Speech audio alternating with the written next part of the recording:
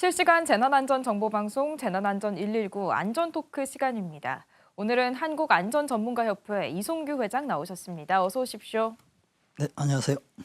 네, 한파와 강풍 속에서 이 눈과 비가 이어지면서 전국 도로에 보이지 않는 살얼음, 즉 블랙아이스 위험이 커지고 있습니다. 준비된 뉴스 두 개를 이어서 보시겠습니다.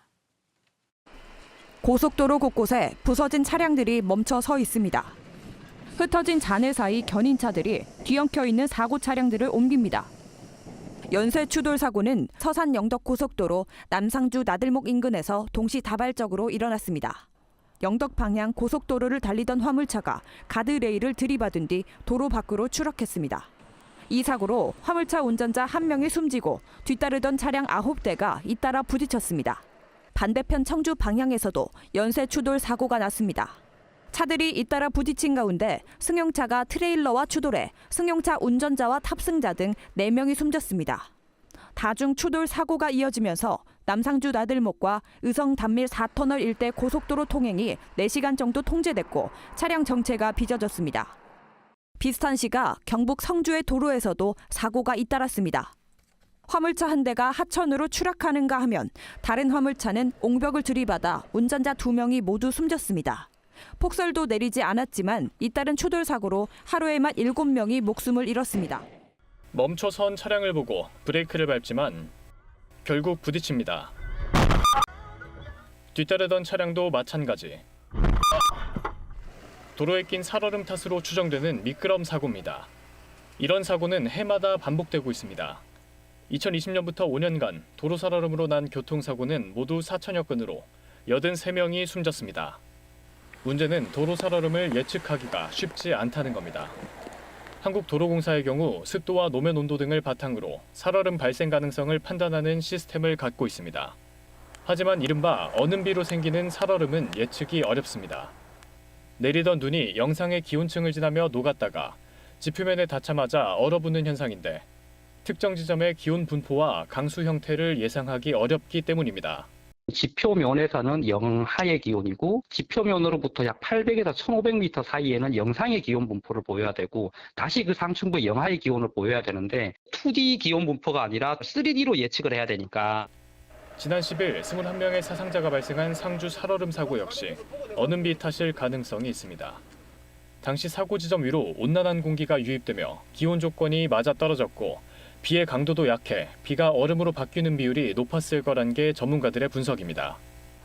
기상청은 겨울철 기온이 전반적으로 오르면서 어는비 현상이 더 잦아질 수 있다고 전망합니다. KBS 뉴스 이세금입니다. 네, 정말 여러 도로에서 동시다발적으로 차량 연쇄 추돌 사고가 끊이지 않고 있습니다. 블랙아이스를 원인으로 보고 있는데 먼저 블랙아이스란 어떤 건가요? 그렇습니다. 우리가 이제 영어로 표현을 하고 있는데 이제 검은 얼음이 이렇게 되지 네. 않습니까? 우리가 쉽게 이야기하면 살얼음이거든요. 근데 왜 블랙아이스를 이름으로 용어를 지었냐면 검정색이 아니라 검정색으로 보이는 얼음이에요. 왜 검정색으로 보이냐면 우리가 아스팔트 도로 있죠. 네. 거기에 1, 2mm 정도 얇은 살얼음이 있어서 그게 코팅처럼 입혀져 있기 때문에 아스팔트 도로가 검정색이에요. 그렇기 때문에 검정색으로 보이거든요. 예를 들어서 시멘트 도로다. 그러면 하얗게 보이겠죠. 그래서 그렇게 얇은 아스팔트 도로처럼 보이기 때문에 운전자들이 알지 못해서 어떤 위험을 초래하는 그런 상황이죠. 네, 보이지 않기 때문에 더 주의해야 될 것 같은데 이 앞서 보신 사고들은 새벽 6시에서 7시 무렵에 발생했습니다. 블랙아이스로 인한 사고 발생 위험이 큰 시간대였을까요? 그렇습니다. 가장 이제 우리가 제일 그 추운 시간이 그때 자가잖아요. 네. 우리가 이제 이론적으로 생각하면 낮에는 햇빛이 있지 않습니까? 그 복살로 인해서 땅이 이제 어느 정도 온도가 올라가죠.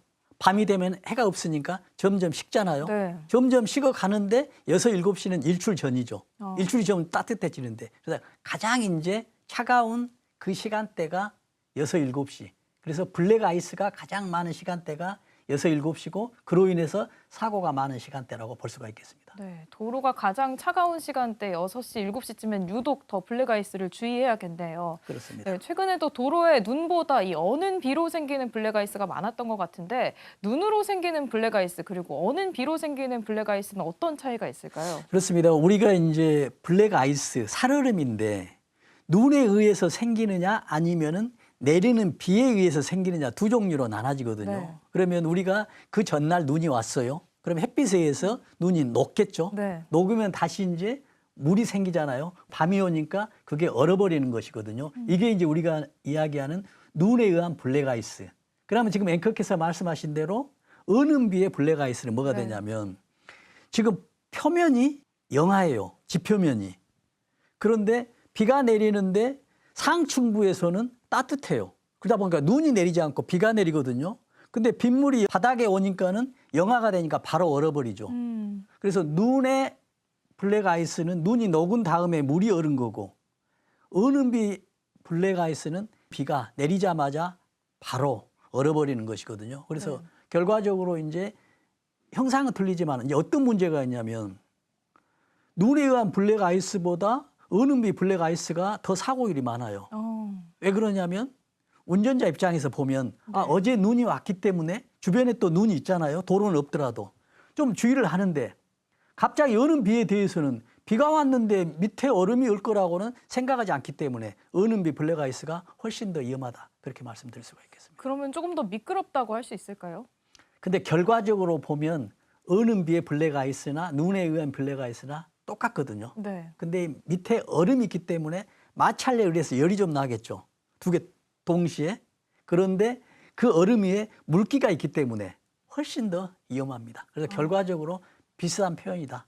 비슷한 정도다라고 말씀드릴 수 있겠습니다. 네, 어는 비로 생기는 블랙아이스가 조금 더 위험하지만 비슷한 정도라고 얘기를 해주셨는데 대체로 이 도로가 얼거나 블랙아이스가 예상이 되면 재난 문자로 알려주곤 합니다. 뉴스에서 이 어는 비로 생기는 블랙아이스는 사실 예측이 어렵다고 얘기를 했는데 그렇다면 이 재난 문자로도 안내하기 힘들다라는 뜻일까요? 그렇습니다. 아까 방송에서 나왔었죠. 뭐가 되냐면 우리가 그 날씨가 어느 지역에 온도가 뭐 영하 2도다라고 하면 그 온도계 이치가 어디가 되냐면 지상에서 약 1.5m 정도 있어요. 아, 네. 그러면은 지상의 온도가 얼마라고 하잖아요. 그럼 은은비의 조건이 어떻게 되냐면 지상에는 따뜻해야 되고 상층부 있죠. 아까 방금 나왔던 800에서 1.5km 정도는 영상이고 그 영상에 비가 와서 지상이 영하가 돼야 얼잖아요. 네.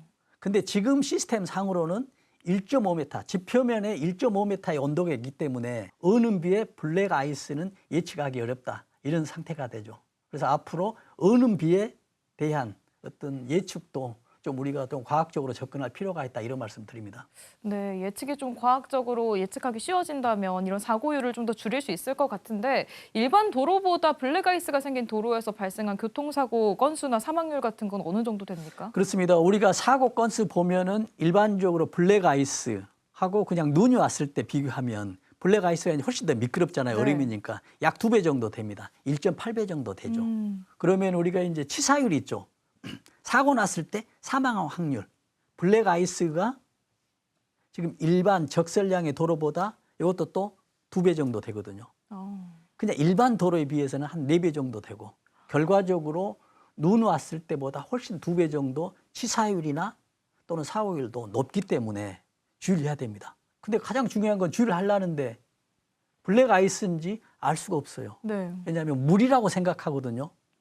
반짝반짝 빛이 나기 때문에. 근데 알고 보면 블랙아이스. 그래서 굉장히 운전자분들께서는 주의를 해야 되겠다. 그런 말씀 드립니다. 네, 일반 도로의 4배 가까이 위험률이 올라간다고 하니까 정말 주의를 특별히 해야겠다라는 생각이 드는데 최근 기상청에서 도로 살얼음 지도를 공개를 했습니다. 도로 위험 기상 정보를 실시간으로 제공해 준다고요. 그렇습니다. 지금 이제 좀 기술적으로 이제 과학 접근해서 지금 현 상태에 지금 살얼음 지도가 어떻게 돼 있는지 그래서 시간마다 나오거든요. 아마 지금 네. 화면에서 나오겠습니다만 지금 아. 나오잖아요. 좌측에 보면 표 있죠. 네네. 파란색이 안전하거든요. 제일 우측에 보면은 빨간색 있죠. 사각표 왼쪽 하단에 네. 거기에 4단계로 나눠지거든요. 안전, 관심, 주의, 위험 단계로. 근데 지금 11시거든요. 보면은 서해안 쪽이 지금 빨간색이죠. 네. 위험하다는 얘기거든요. 그렇다는 얘기는 지금 블랙아이스 위험하기 때문에 저 도로를 지난 운전자들은 주의를 해야 되고요. 그래서 특히 이제 지금은 왜 서쪽이 더 하냐면 서쪽에 지금 눈이 쌓여 있었기 때문에. 그래서 지표면이 더 영하가 되어 있다. 라고 지금 이렇게 예측해 볼 수가 있겠습니다. 네, 이렇게 화면에서 보신 것처럼 도로 중에서도 뭐 서해안처럼 특별히 블랙아이스가 잘 생기는 구간이 있을 것 같은데 위험 지역이 있다면 어디가 있을까요? 지금 상태에서 보면은 서해안이잖아요. 네. 그런데 지금 평상시 같은 경우는 중부 지역이 더 많습니다. 이유는 뭘까요? 적도로 보면은 적도에서 점점 멀어지면은 태양이 복사를 받는 게 좀 적어지잖아요. 네. 그래서 남한보다 북한이 더 춥다 하잖아요. 그래서 네. 남부지방보다 중부지방이 더 추워서 아, 지금 그런 영향 때문에 위로 올라가면 올라갈수록 더 위험하다. 그래서 우리는 이제 서울 중부, 중앙에 있는 도로에서는 아침이나 새벽 또는 밤늦게 이런 살얼음, 블랙아이스를 조심해야 되겠습니다. 그럼 강원 지역도 좀 특별히 위험할 수 있겠네요. 그렇습니다. 강원 지역도 위도가 좀 높지 않습니까? 네. 그래서 뭐 서울 중부, 강원도, 특히 또 강원도 같은 경우는 산이 많기 때문에 아무래도 더 산악지대고 또 춥기 때문에 더 위험할 수도 있는 그런 상황에서 그런 데를 지나는 차량은 정말 주의해야 되겠습니다. 네, 강원 지역에 특히 관광객들도 많이 찾기 때문에 위험도가 좀 더 주의를 해야 될 것 같은데 만약에 이 블랙아이스 때문에 차량이 미끄러지게 된다면 어떻게 대처하면 좋을까요? 이것도 굉장히 이제 좀 중요한 내용이거든요. 우리가 지금 반사적으로 그렇거든요. 차가 왼쪽으로 간다라고 하면 의식적으로 운전대를 오른쪽으로 네. 핸들을 돌리잖아요. 네. 이게 가장 큰 문제입니다. 아, 왜냐하면 타이어 어떤 제동은 어떻게 되어 있냐면 가는 방향에 타이어가 맞춰 있을 때 제동력이 제일 좋아요. 브레이크를 밟았을 때. 앞으로 가면 타이어가 똑같이 있는 상태에서 브레이크를 밟으면 제동이 되는데 예를 들어서 왼쪽으로 갔다는 얘기예요. 그럼 타이어가 역으로 되겠죠. 돌아지겠죠. 그렇다는 얘기는 제동력이 없는 방향으로 타이어 위치가 되기 때문에 브레이크 밟아도 되질 않아요. 그래서 가는 방향으로 운전대를 돌리면서 브레이크를 밟는 게 가장 이제 제동력이 빠른 방법이라고 볼 수가 있겠습니다. 네. 급브레이크를 밟지 말고 미끄러지는 방향대로 그렇죠. 핸들을 돌리면서 브레이크를 그렇습니다. 밟아야겠네요. 그렇습니다. 네, 정말 유용한 정보였습니다. 이렇게 미끄럼 사고를 예방하기 위해서 또 평소에 차량을 점검하면 좋을 것 같은데 이 차량 점검이나 관리를 하면 좋은 정보 있다면 알려주시죠. 그렇습니다. 지금 우리가 미끄럼 사고에서 대부분 앞에서도 차량이 나왔잖아요. 차량을 자세히 클로즈업 됐을 때 타이어를 보잖아요. 네. 타이어가 제일 마모가 많아졌어요.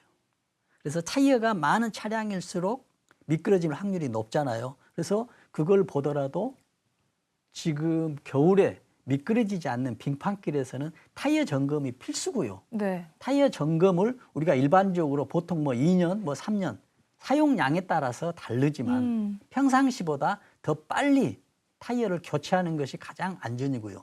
또 어떤 산악지대나 장거리를 할 때는 어떤 겨울용 스노우 타이어 있죠. 네. 또 체인을 준비해 가는 것도 중요한 어떤 안전 대책의 일환이라고 볼 수가 있겠습니다. 타이어 말고 또 점검해야 될 뭐 부품이나 다른 게 있다면 어떤 게 특히 있을까요? 이제 또 보면은 우리가 배터리 있죠. 배터리는 겨울에 성능이 떨어져요. 네. 그리고 또 겨울에 우리가 지하 주차장에 놓으면 가장 좋은데 일반 주택에서는 지하 주차장이 없는 경우가 많은데 집 앞 바로 그냥 공터에다가 일반 도로 옆에다가 지금 주차를 해놓잖아요. 되면은 또 배터리 소모가 또 많아지거든요. 그래서 이런 것도 확인을 해야 되고 특히 또 윈도우 브러시 또 윈도우 워셔액 이런 것도 얼었는지 또 이런 것도 여러 가지로 좀 겨울철 얼었을 때 영하 날씨에 꼭 여러 가지로 준비를 해야 될 게 좀 몇 가지 있으니 꼭 명심해야 되겠습니다. 네, 부품도 또 살펴보면 좋을 것 같은데 도로 중에서도 특별히 블랙아이스가 잘 생기는 구간도 미리 알아놓으면 좋을 것 같습니다. 위험 지역 어디가 있을까요? 그렇습니다. 우리가 이제 뭐 블랙 아이스가 가장 많은 지역은 일단 햇빛이 없는 지역이겠죠. 네. 햇빛이 없으면서 코너링 되는 부분 가장 안 좋고요. 또 지형적으로도 있지만 우리가 시설을 하다 보면은 우리가 지하 터널 있죠. 지하 터널 입구나 출구가 보면은 응달지잖아요. 네. 그런 것이 많은데 그 중에서도 지금 블랙 아이스가 상당히 많은 곳이 어디냐면 터널 출구입니다. 터널 출구는 왜 입구보다 훨씬 더 높아요. 블랙 아이스 형성이. 이유가 뭘까요? 왜 그러냐면 지금 터널에 있는 따뜻한 공기가 있잖아요. 차가 가면서 밀고 가잖아요. 터널 안에는 따뜻하니까 네. 운전하면 차가 가면서 밀고 가죠. 근데 밖에는 차가운 공기예요. 그래서 따뜻한 공기와 차가운 공기가 만날 때는 우리가 습기가 차잖아요. 네. 우리가 자동차 위에 성에 끼듯이 그 순간에 성에가 끼면서 도로에 수분이 떨어진다는 얘기죠. 그럼 밖에 온도가 또 낮죠. 그래서 블랙 아이스가 심하기 때문에 터널 입구보다도 출구 굉장히 주의를 해야 되고요. 또 하나 또 우리가 주의해야 될 것은 블랙아이스 중에서 교량 있죠. 네. 교량 2. 왜냐하면 교량 2는 밑에 차가운 공기가 지나가잖아요. 그러다 보니 보온되는 게 전혀 없어요. 그래서 교량 2가 이제 차갑기 때문에 또 얼 확률이 굉장히 높아서 이것도 주의를 해야 되겠습니다. 네, 특별히 터널이나 교량에서 원래 사고가 많이 나지만 특별히 블랙아이스 주의를 해보면 좋을 것 같습니다. 네, 화제를 한번 바꿔보겠습니다. 지난 11일 이 경기도 의정부시에서는 강풍으로 간판이 떨어져서 길 가던 행인이 숨지는 일이 발생했는데요. 관련 뉴스 먼저 보시겠습니다. 행인들이 오가는 거리, 거센 바람에 길가의 간판이 흔들리더니 갑자기 길을 걷던 남성 위로 떨어집니다. 경기 의정부시 호원동의 거리에서 가로 15m, 세로 2m의 대형 간판이 강풍에 떨어졌습니다. 간판에 깔린 20대 남성은 10여 분 만에 구조됐지만 머리를 크게 다쳐 그 자리에서 숨졌습니다. 갑자기 뭐 천둥 번개 치듯이 엄청 큰 소리가 화강화강 나오더라고요. 그래서 놀라가지고 좀 쳐다보니까 이미 간판이랑 건물 그 위에 벽 자체가 좀 무너져 내린 상황이었고, 사고 당시 현장에는 순간 최대 풍속 초속 9m의 바람이 불었던 것으로 알려졌습니다. 경찰과 소방은 정확한 사고 경위를 조사하고 있습니다. 깨진 유리창과 넘어진 간판들이 바닥에 어지럽게 흩어져 있습니다. 강풍에 떨어진 구조물도 전선에 위태롭게 걸려 있습니다. 서울 도봉구 창동역 인근에서 강풍에 외벽 유리와 간판이 떨어지는 사고가 났습니다. 모델을 쓰고 있었는데 날아갈 정도였어요. 경찰차가 와 있고 소방차가 와 있길래 봤더니 그렇게 유리가 쏟아져 있고 철근이 전줄에 걸려 있었던 것 같아요. 다친 사람은 없었지만 복구 작업 과정에서 30분가량 전기가 끊겼고 가로등도 일부 부서졌습니다. 인천 계양구에서도 강한 바람에 빌라 외벽 마감재가 떨어지며 주차돼 있던 차량을 덮치는 등 수도권을 비롯한 전국 곳곳에 강풍으로 인한 사고가 이어졌습니다. KBS 뉴스 최재훈입니다. 네, 이 사고가 발생한 당일에 전국 곳곳에서 강풍으로 인한 이 시설물 사고가 속출했는데요.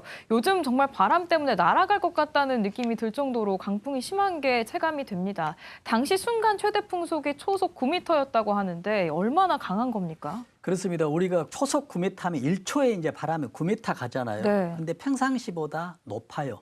그러나 그렇게 높진 않아요. 음. 왜냐하면 우리가 강풍특보라 하잖아요. 강풍특보는 강풍주의보하고 강풍경보를 발령을 하는데 네. 이 속도가 어느 정도 되냐면 초속 14m하고 21m일 때 강풍주의보하고 강풍경보를 발령하거든요. 네. 그렇다는 얘기는 지금 9m니까 굉장히 낮죠. 그러면 별로 바람이 세지 않을 거냐라고 이렇게 생각하잖아요. 그런데 어떤 문제가 생기냐면 돌풍이라는 게 있거든요. 돌풍 시내에 들어오면 네. 건물에 들어오면 여기에 배가 됩니다. 지금 초속 9m니까 배가 되면 18m죠. 이제 뭐가 되냐면 강풍주의보를 넘어서 경보에 가까울 정도의 바람이 불어버리거든요. 네.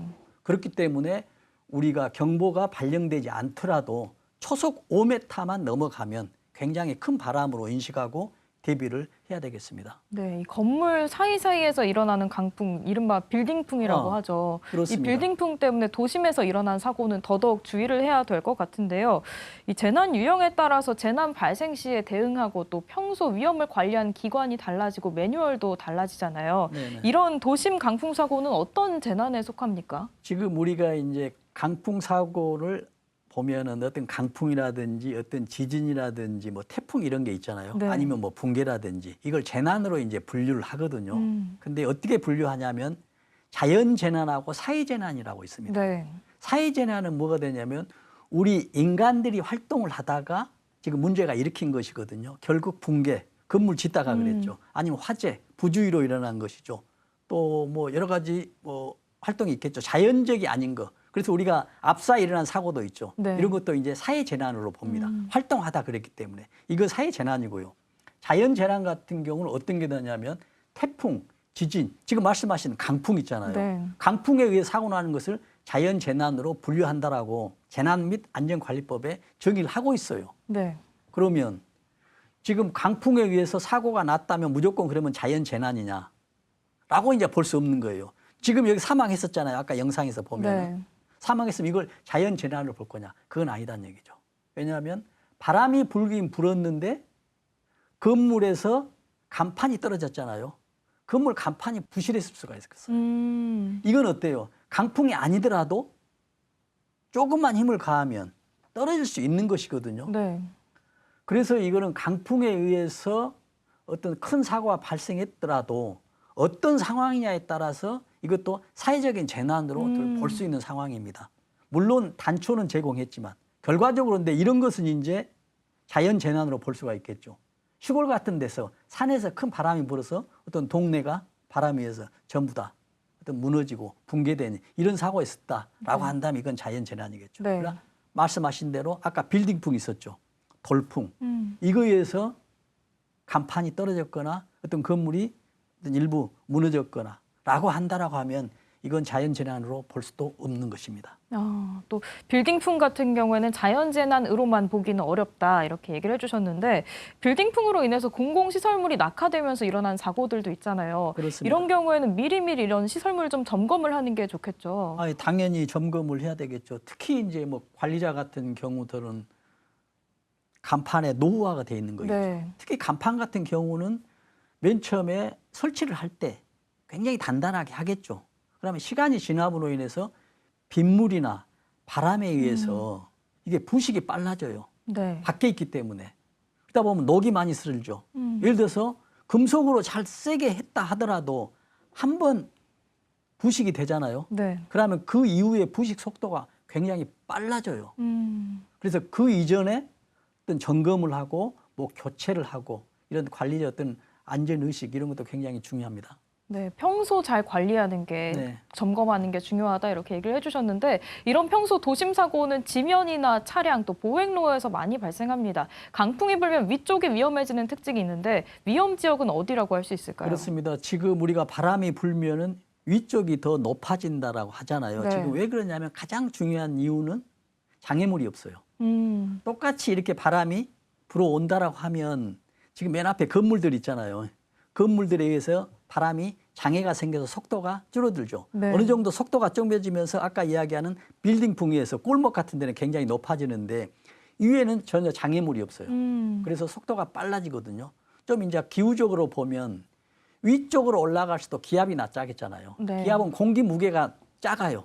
그러다 보니 똑같은 바람이 오더라도 상층부로 올라갈수록 바람의 세기가 더 커진다는 얘기죠. 그래서 똑같은 바람이라도 지상에 있는 거와 1km 있는 산에서 느꼈을 때 바람이 좀 달라지는 경우가 있죠. 네. 그래서 이런 요인이기 때문에 이제 높은 건물에서는 훨씬 더 바람색이 높겠죠. 결과적으로 이제 뭐가 됐습니까?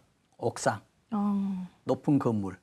그래서 1층에서 어떤 바람과 또 20, 30층, 요즘은 초고층 아파트 100층도 넘어가잖아요. 거기서 느끼는 바람은 여러 가지로 큰 차이가 있겠습니다. 네, 옥상, 고층 빌딩 밀집 지역이 특히 위험할 것 같은데 이런 강풍으로 인해서 시설물 피해를 당하는 경우에는 보상은 어떻게 받으면 좋을까요? 그렇습니다. 우리가 이제 아까 자연 재난일 경우 있죠. 네. 이거는 이제 행정안전부에서 이제 정부에서 지원을 해주거든요. 공식적으로 재난지원금에서 뭐 그렇게 크진 않아요. 근데 우리가 이런 경우 있죠. 아까 9m, 초속 9m인데 간판이 떨어져 사망했어요. 그러면 이게 어디서 냐는 얘기죠. 정부가 아니라 그 간판의 소유자나 간판 관리자가 있겠죠. 네. 왜냐하면 그 간판의 노후화나 관리를 잘못했기 때문에 약한 바람에 의해서 강풍 경보도 아닌 주의보도 아닌 그 바람에 의해서 간판이 떨어져서 사망할 정도 동대했다가 하면 이제 간판 관리자, 뭐 소유자가 되겠고요. 특히 이제 도시에서 운영하는 뭐 시내버스 정류장 있죠. 네. 이거는 개인이 아니죠. 뭐 서울에서 하면 서울시 지자체가잖아요. 그러면 지자체에서 이런 경우 지자체에서 이제 보상되는 이런 또 제도가 되겠습니다. 네, 그렇다면 재난지원금 형식으로 보상이 되는 건가요? 그렇습니다. 네. 네, 그렇다면 이렇게 강풍특보가 발효됐을 때도 재난 문자가 발생되곤 하는데 이렇게 특히 눈여겨볼 사항이 있다면 어떤 것이 있을지 궁금합니다. 지금 우리가 이제 재난 문자가 많이 오거든요. 근데 평상시 때도 많이 오는데 어떤 스팸처럼 좀 귀찮은 문자도 있잖아요. 네. 그러나 특히 이제 우리가 정말 생명의 문자라고 볼 수 있는 게 지금 날씨가 안 좋거나 기상이 안 좋을 때 오는 문자 있잖아요. 이건 정말 중요하게 봐야 됩니다. 근데 문자의 종류가 세 종류가 있어요. 보면 우리가 지금 문자 있는데 제일 위에 써 있습니다. 안전 안내 문자라고 써 있어요. 네. 이거는 지금 강풍이 부니, 예를 들어서 강풍망입니다. 강풍이 부니 주의하세요. 또 빙판길에 주의하세요 나오거든요. 네. 이건 이제 안전 안내 문자입니다. 근데 긴급 재난 문자가 있어요. 긴급 재난 위에가 이제 사각착 해가지고 긴급 재난 문자 써 있거든요. 이거는 좀 문제가 달라집니다. 지금 현상에 지금 벌어지고 있어요. 안전 안내 문자는 예방 차원에서 쓰는 건데 긴급 재난 문자. 지금 비가 와서 지금 어느 지역에 지금 물이 넘쳐가고 있습니다. 지금 빙판길에 사고가 발생하기 직전입니다. 사고 나갔습니다. 이거 긴급 재난 문자입니다. 네. 이거 바로 이제 행동을 해야 되죠.